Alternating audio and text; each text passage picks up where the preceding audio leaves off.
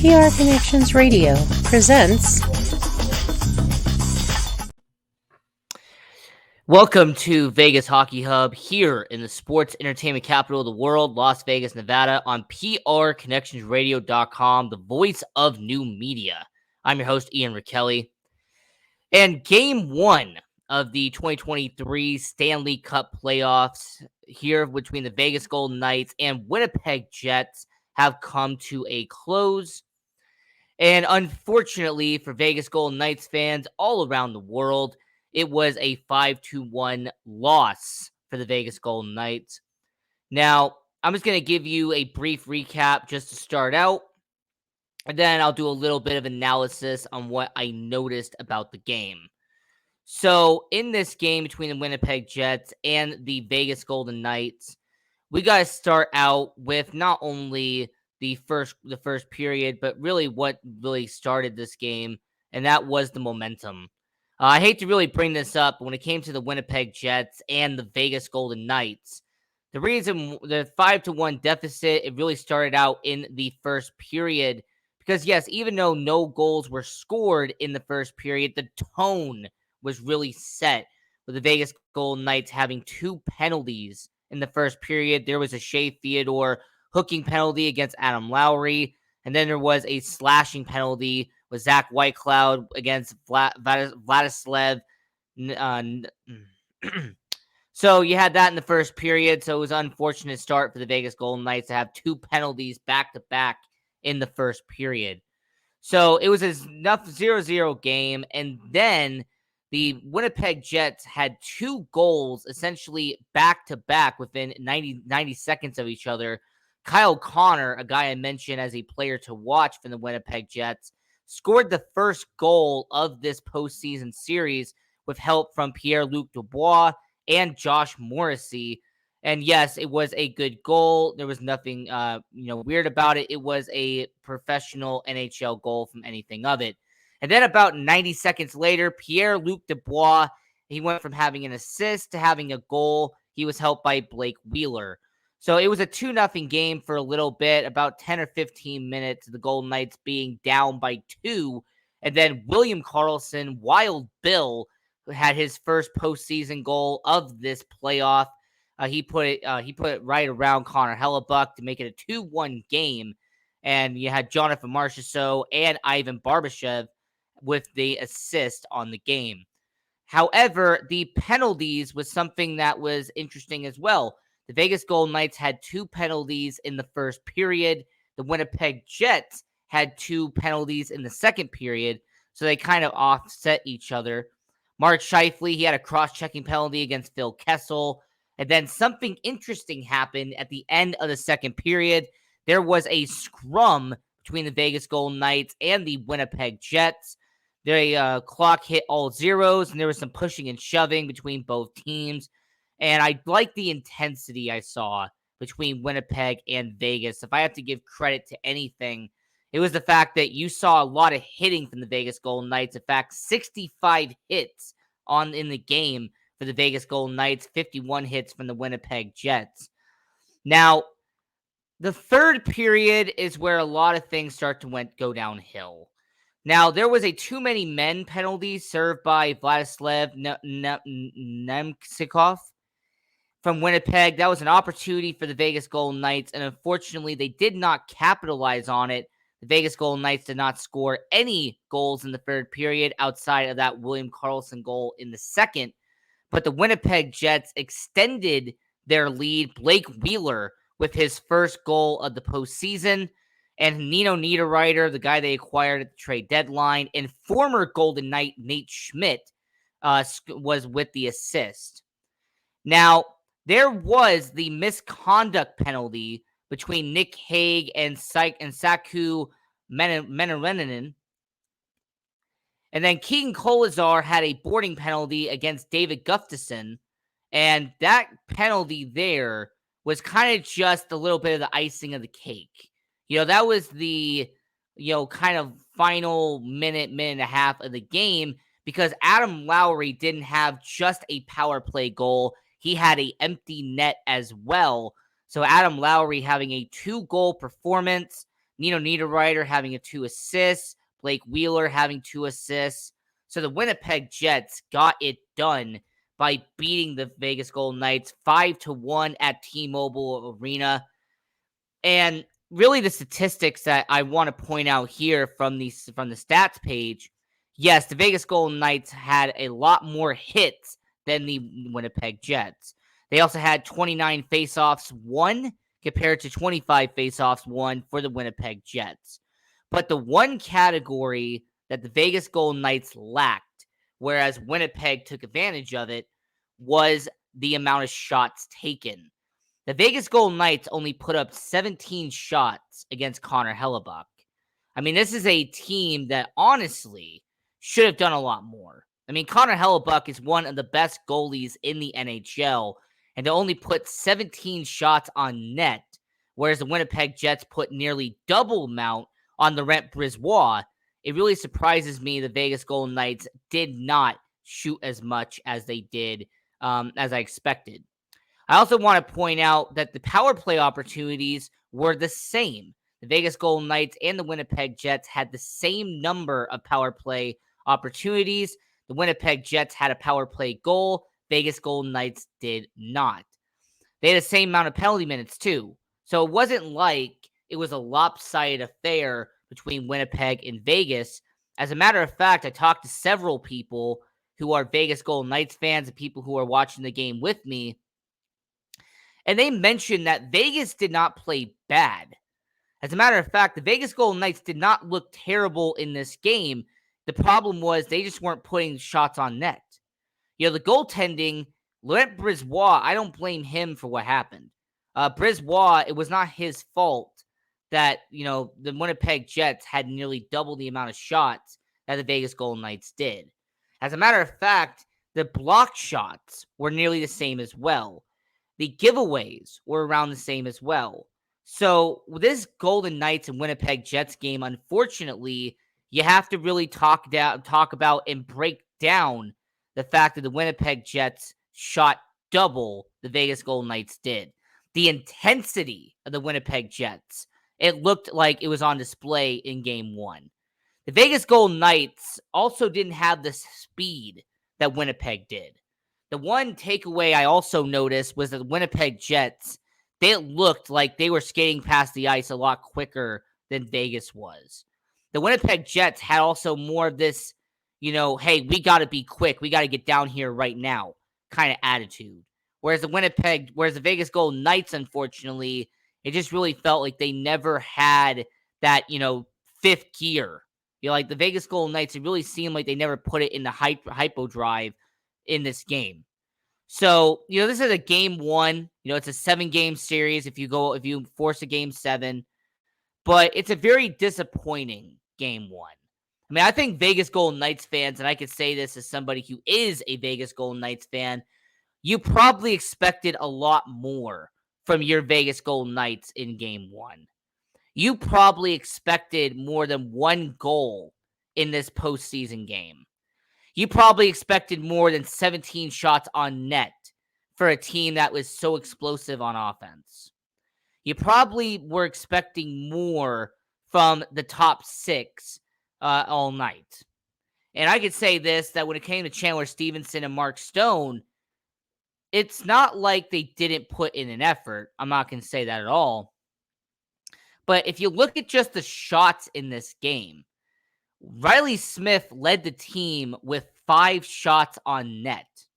Mark Stone did not have a single shot on goal in this game. Chandler Stevenson did not have a single shot on net in this game. Jonathan Marchessault did not have a single shot on net in this game. I also want to point out that guys like Shea Theodore and people like Alec Martinez, 1 shot on net. That's very unusual for the type of defense that we play here in Vegas. I also want to mention the fact that Alex Pietrangelo, the guy that has been arguably one of the most impactful defensemen all year, had 0 shots on net as well. So this is a weird situation where I have to look at it and go, all right, so 4 or 5 of your best scorers had 0 shots on net, which means they didn't have the puck in their possession as much as they needed to be. And the only positive I can really look at it is the fact that the Vegas Golden Knights have a game to play 2 days from now. The Vegas Golden Knights and the Winnipeg Jets are going to play again on Thursday night at T-Mobile Arena, and hopefully the Vegas Golden Knights can turn it around against Winnipeg. Hopefully the Vegas Golden Knights will be able to overcome the Winnipeg Jets and will be able to have more shots on net in Game 2. Now, Adin Hill, Logan Thompson, Jonathan Quick, Laurent Brisebois, yeah, there were some concerns about goaltending when the playoffs started. And once again, I'm not putting most of the blame on Brisebois. I'm not going to put all the blame on the goaltending for letting up 4 goals. As a matter of fact, a lot of the defense had a lot to do with it. But what I will say is that I won't be surprised if it is a one-off situation with the Vegas Golden Knights. Because they have 4 goaltenders at their disposal, I will not be shocked here on Vegas Hockey Hub if in Game 2 we have a different goalie in net, not named Laurent Brisebois. Adin Hill and Jonathan Quick are guys who could be in net on Thursday night. So, that's just kind of an idea I'm going to present to you, is the fact that the Vegas Golden Knights, I will not be surprised if Laurent Brisebois is on the bench watching Game 2 as somebody like Adin Hill or someone like Jonathan Quick is in net for Vegas. Now, since I'm talking about Vegas, I just want to very quickly talk about the Winnipeg Jets, because Kyle Connor had 5 shots on net. He had 1 goal on the night, but there was one player who definitely caught my attention, and that was Mark Scheifele. Not only was he a distraction and did he cause a lot of things to happen for the Winnipeg Jets, but this is a guy that, despite scoring 0 points in this game, had a +1, 4 shots on net, and was frequently in front of the net. He was definitely making some very good interruptions for Laurent Brisebois and causing some stuff to happen for the Winnipeg Jets. I've been watching hockey long enough to know that sometimes the best players are the ones who can cause the most distractions. Sometimes the best hockey players are the ones that can make things happen without them even having a puck on their stick. Mark Scheifele was an impact player for Winnipeg, and the Vegas Golden Knights saw that. Kyle Connor was an impact player, and Vegas saw that. So hopefully for the Vegas Golden Knights, they can do a lot better in Game 2. And for the series' sake, I hope they tie it up in Game 2. Because if you get down in the hole and you're down 0-2, I just don't know how Vegas will overcome a 0-2 deficit. So, you got to get prepared for Game 2. You got to be able to get ready and anticipate what's going to happen next. But for Vegas Golden Knights fans' sake, Game 2 has to perform a lot better than Game 1. And I will say to all the Vegas Golden Knights fans out there, it's one game in the playoffs. It's not going to set up the entire playoff scenario, but there was a lot we could learn from Game 1. So, as we are talking about the Vegas Golden Knights here on Vegas Hockey Hub, here in the sports entertainment capital of the world, Las Vegas, Nevada, on prconnectionsradio.com, the voice of new media. I'm your host, Ian Rachiele. I just want to say to everyone watching around the world, don't forget to like, share, and subscribe. Turn on notification bell so you not miss any content here on Vegas Hockey Hub. Go to PR Connections Radio on YouTube, Facebook, or any social media site that we are on. And don't forget to like and follow all the content that's on here, because I'm not just the only one on the network. We have Brian Gardner with We Have the Power. You got Cozy Stone. You have the Professionals podcast, The Love of Business, Crypto and Cash. You have Aunt Shirley as well, who, by the way, is incredible, awesome. I want to give a shout out to Dana, by the way, for engineering a lot of the shows, and for Guy Dawson for helping PR Connections Radio be what it is now. So back to the Vegas Golden Knights. What changes need to be made heading into game 2? We spent the first 15 minutes talking about game 1, talking about what has happened. Well, let's speculate what they need to do to fix their situation moving forward heading into game 2. Now, the first part I would say is shoot the puck, shoot it, and shoot it. If you're the Vegas Golden Knights, you cannot repeat game 1. Vegas Golden Knights cannot just do 17 shots on net and expect to win again. The Vegas Golden Knights, if you don't have any more than 25 shots in game 2, then you are going to lose in game 2. This is a Vegas Golden Knights team that has plenty of scores and a lot of people who can shoot the puck in Vegas. I expect them to take advantage of that and try to put the puck in the back of the net. So the one part they really need to focus on is shooting the puck and doing it more often. You have Marchessault, you have Stevenson, you have Eichel. There's all these players you can use. I highly recommend doing so. And the second part I would recommend is have your defense help protect the goalie. All right, have your defense lay back and kind of take pressure off of Hill. Take pressure off of Quick. Take pressure off of Brisebois. This is a Vegas Golden Knights team that I highly expect to lay back and even have some forwards like Phil Kessel or Jack Eichel or somebody like that to lay back and protect the goalie. I didn't see much of that in game 1. I really did not see what the Vegas Golden Knights should have done, which was to protect Brisebois and take pressure off of him. And the last part that I expect is some lineup changes. Now, you had Chandler Stevenson, you had Michael Amadio, and you had Mark Stone on the third line. You had Barbashev, Marchessault, and Eichel on the first line. And then you had the second line of Smith, Kessel, and Carlson. And as much as I would love to say that they're going to keep that going and they're going to make it the same in game 2, I will not be surprised if there is some movement around. Now, keep in mind, Mark Stone is a natural first-line winger. Jonathan Marchessault could be bumped down to the second line and have Mark Stone be on the first line if Bruce Cassidy feels that he's ready.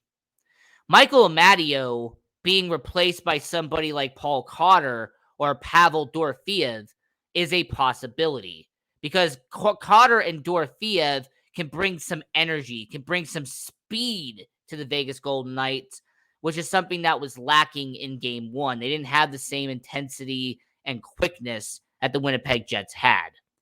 And also on that last line, you had Kolazar, you had Bois, but it just really felt like something was missing on that last line. Now, if William Carrier is back to full strength, he'll be there. Bluger is somebody who could add some defense and some physicality to that line. But it'll just be curious to see if the Vegas Golden Knights change some stuff up in game 2.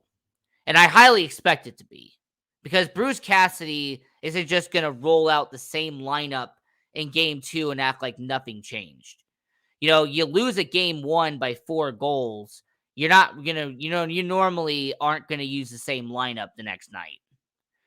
So that's really my 3 observations moving forward for the Vegas Golden Knights and the Winnipeg Jets.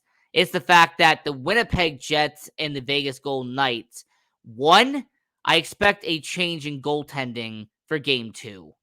The second part is the speed and the intensity of the Vegas Golden Knights. I expect them to be a lot quicker and to bring a lot more toughness and physicality to game 2. And lastly, you got to shoot it, and shoot it. Because you have less than 20 shots in a game, in a playoff series nonetheless, you are not going to win. So that is my takeaway of the Vegas Golden Knights Winnipeg Jets series in game one, our game one recap here on Vegas Hockey Hub. I'm your host, Ian Rachiele, and we're going to be doing this every single game here in the first round. So we'll do a preview half an hour before the game takes off, and we'll do a recap half an hour after the game ends here on PRConnectionsRadio.com, the voice of new media. This is Vegas Hockey Hub. I'm your host, Ian Rachiele. And until next time, I am your host, and have a good one.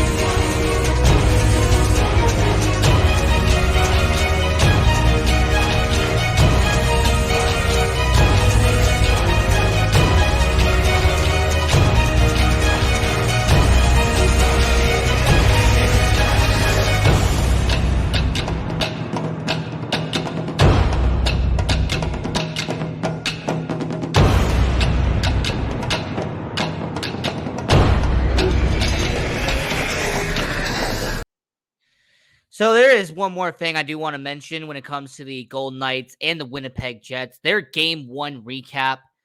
So I will say the passing needs to be worked on as well. Now, as I was thinking about this and going through my notes, I'm going to say that the passing was very sloppy at times. I'm not going to point towards a certain player, but there was times where you would have, for example, maybe somebody like a Jack Eichel and a Barbashev, and there would be some sloppy redirects that would cause a takeaway going the other way. Or maybe there would be a time where Michael Amadio would try to dish it to, Mark Stone or Chandler Stevenson, and it would go the other way. It would be a very unfortunate takeaway for the Vegas Golden Knights. It's just a situation where I think the takeaways and the passing really needs to be worked as well. And I mentioned earlier that the intensity of the Winnipeg Jets is something that really needs to be focused on, because it really felt like watching this game that the Winnipeg Jets wanted it more than the Vegas Golden Knights did. It really felt like in game one that you had Scheifele, Dubois, you had these guys, and they were rushing down the ice. They were using all 90 feet of the rink, and they were using it to their advantage. It was just a situation where, unfortunately, I sit here and I look at the Vegas Golden Knights and go, you need to work on the sloppy passing. not cause as many takeaways and not make as many opportunities for the opposing team. You also need to work on the speed. All right, you need to get quicker. Now, I don't know if that involves replacing some veterans and having some young guys be on the bottom six, but it just looks like they're not as fast as Winnipeg was. Also, the shot selection. This is a Vegas Golden Knights team that's known for putting the puck in the back of the net, and only 17 shots, and a lot of those shots didn't even look like good shot selections. It really looked like a half of them were forced by the Vegas Golden Knights. So this is a game one recap. Unfortunately, I have to say here as a Vegas Golden Knights fan that here on Vegas Hockey Hub, here on PRConnectionsRadio.com, the voice of new media, very sloppy play in game one. It's very hard to come up with positives when you do a game recap like this. When you lose a game 5-1, it's incredibly difficult to try to find positives about the Vegas Golden Knights, except for the fact that they have the most passionate fan base in hockey. How the intensity and the electricity at T-Mobile Arena is second to none. It's near unmatched. The pregame entertainment was stellar. Okay, they always find a way to do that here in Vegas. But outside of that, the on ice, there really isn't much positive I can say about the Vegas Golden Knights. It really felt sloppy on that end. So, I just wanted to include that one last part here on Vegas Hockey Hub on PRConnectionRadio.com, the voice of new media. I'm your host, Ian Rachiele. And I just wanted to give you this game one recap of the Winnipeg Jets and Vegas Golden Knights. Of course, the Winnipeg Jets won 5-1 at T-Mobile Arena in game one of the Western Conference playoffs here in the NHL. So hopefully game two on 20th of April will be a lot better for the Vegas Golden Knights.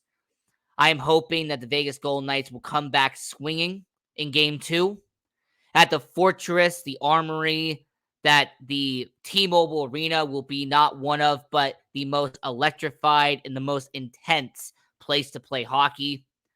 And hopefully the Vegas Golden Knights can have more than 20 shots on net, and they can actually have better shot selection they did in game one.